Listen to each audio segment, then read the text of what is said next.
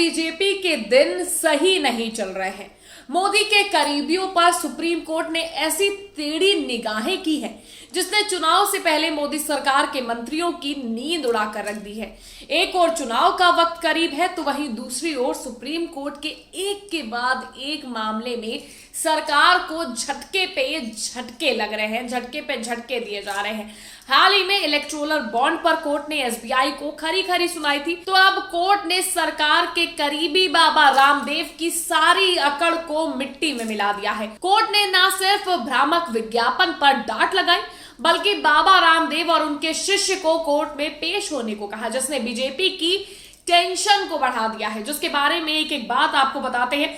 साथ ही ये भी बताते हैं कि आखिर कोर्ट में मोदी सरकार के मंत्रालय को क्या फटकार मिली।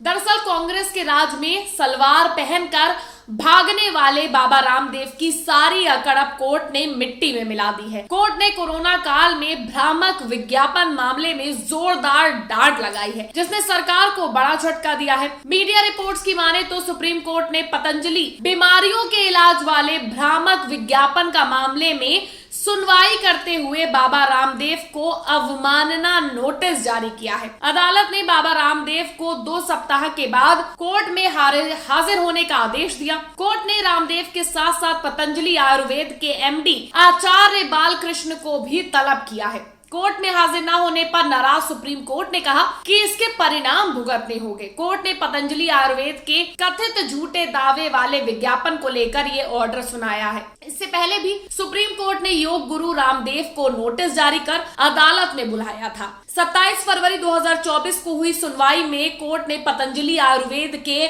मैनेजिंग डायरेक्टर बालकृष्ण और रामदेव से 3 सप्ताह के भीतर जवाब मांगा था। इसके साथ ही भ्रामक विज्ञापन पर रोक भी लगा दी थी, लेकिन रामदेव और बालकृष्ण की तरफ से कोई जवाब अदालत को नहीं मिला। सुप्रीम कोर्ट में दोनों पक्षों के वकील मौजूद रहे। सुप्रीम कोर्ट ने पतंजलि आयुर्वेद के वकील मुकुल से पूछा कि आपने अभी तक जवाब क्यों नहीं दाखिल किया, अब आपके मुवक्किल को अदालत में पेश होने के लिए कहेंगे। कोर्ट ने टिप्पणी करते हुए कहा कि अब हम रामदेव को भी पक्षकार बनाएंगे और दोनों को अदालत में पेश होने को कहेंगे। इसके साथ कोर्ट ने सरकार के आयुष मंत्रालय को भी फटकार लगाई और पूछा कि एक दिन पहले जवाब दाखिल क्यों नहीं किया गया। सुप्रीम कोर्ट में केंद्र ने अदालत को बताया कि उन्होंने जवाब के लिए वो नए हल्फनामे को लेकर समय चाहिए। अदालत ने रामदेव को भी नोटिस जारी किया और पूछा कि क्यों ना कोर्ट की अवमानना के तहत मुकदमा चलाया जाए। बता दें, इंडियन मेडिकल एसोसिएशन की तरफ से सुप्रीम कोर्ट में एक याचिका दायर की गई थी। इस याचिका में कहा गया था कि पतंजलि आयुर्वेद के विज्ञापनों में अपने प्रोडक्ट्स के जरिए एलोपैथिक दवा जैसे प्रभाव का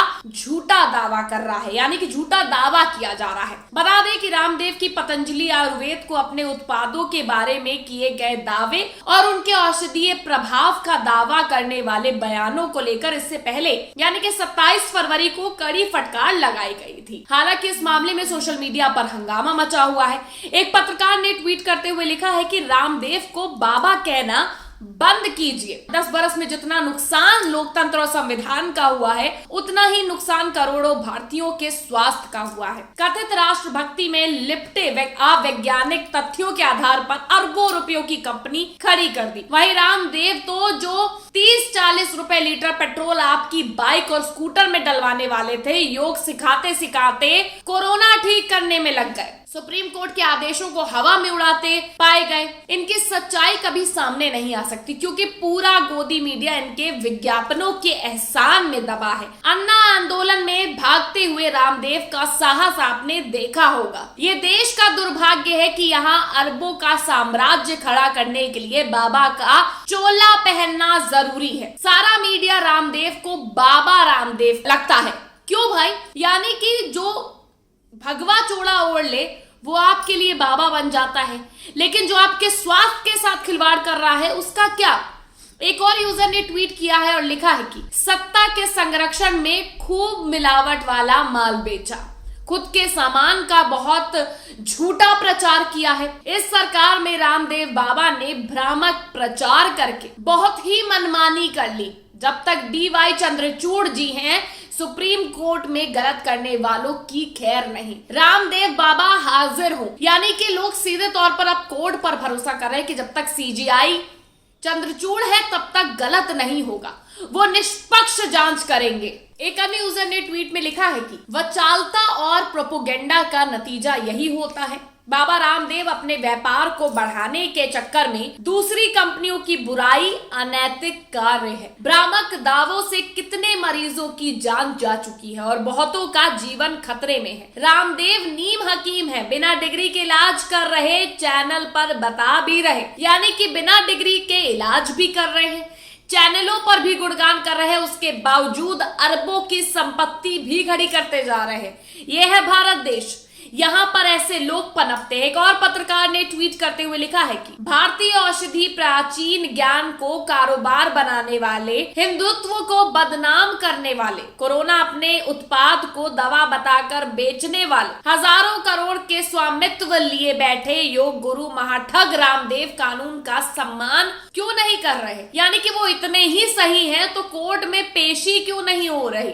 कोर्ट उन्हें बुलाती है, उनसे जवाब तलब करती है तो जाकर कोर्ट में पेश होइए। कोर्ट की अवहेलना, कोर्ट को इन दोनों को तो तिहाड़ भेजना चाहिए, वहां सब कैदियों को योग सिखा देंगे। इन्होंने जनता का जो काटा है उस पर किसी को रिसर्च करनी चाहिए। काला धन से लेकर विदेशी प्रोडक्ट का जो लॉलीपॉप बांटा है वो अचूक था। मस्त एम्पायर खड़ा कर लिया है, पतंजलि एम्पायर देर सबेर भरा कर गिरेगा। यानी कि देर सबेर तो आएगा ना वो दिन जब इस एम्पायर की भी सच्चाई सामने आएगी, जब इसकी भी धज्जियां उड़ेंगी, जब इसकी भी सच्चाई लोगों को पता चलेगी कि किस तरह से ये एम्पायर खड़ा किया गया। स्वदेशी के नाम पर जनता को बहुत मूर्ख बनाया है इन दोनों ने। नकली सामान बेच बेच कर की जनता के स्वास्थ्य के साथ खिलवाड़ भी किया है। इनके सब प्रोडक्ट्स की जांच जो है वो हाई क्वालिटी लैब में होनी चाहिए। अब ये लोगों के द्वारा फरमाइशें आ रही है कि जो प्रोडक्ट्स है उनकी जांच होनी चाहिए, वो भी हाई क्वालिटी लैब में। सच आपके सामने है, बाबा रामदेव की अकड़ सुप्रीम कोर्ट ने कैसे निकाली है, इस वीडियो को देखकर आप भी समझ सकते हैं। इससे पहले इलेक्टोरल बॉन्ड पर एसबीआई को भी कोर्ट ने फटकार लगाई थी, खूब सुनाया है। कोर्ट ने स्टेट बैंक से अगले 3 दिनों में बॉन्ड्स के यूनिक नंबर सहित सारी जानकारी निर्वाचन आयोग से साझा करने को कहा है। आयोग को हिदायत दी गई है कि बैंक से मिली जानकारी फौरन अपनी वेबसाइट पर अपलोड कर आम जनता को सुलभ कराए, जिसने चुनाव से पहले बीजेपी की मुश्किलों को बढ़ा दिया। अब आगे क्या होता है ये देखने वाली बात होगी। इस पर आपकी क्या राय है कमेंट करके जरूर बताइएगा। वीडियो को लाइक और शेयर करना और चैनल को सब्सक्राइब करना मत भूलिएगा।